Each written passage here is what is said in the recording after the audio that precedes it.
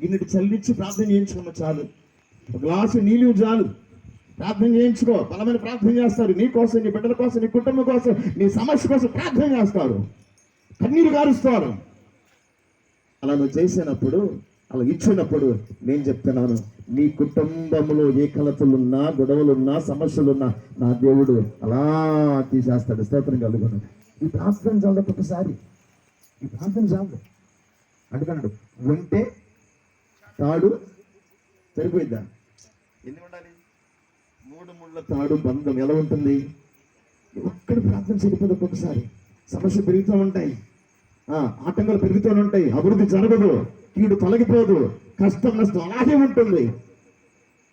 నీ ప్రార్థన చాలా అప్పుడు అనుకోవాలి, ప్రభా ఏంటయ్యా అని తీర్మానం చేసుకుని నా బిడ్డలను, నా దాసులు పిలిపించి ప్రార్థన చేసుకున్న గృహంలో ప్రార్థనలు వేయిస్తానయ్యా, దూప వేదిక పెట్టిస్తాను తండ్రి అని తీర్మానం చేసుకుంటే అదే నీ ఇంటికి, నీ బిడ్డలకు, నీకున్న సమస్యకు పరిష్కారం. స్తోత్రం కలుగునుగా.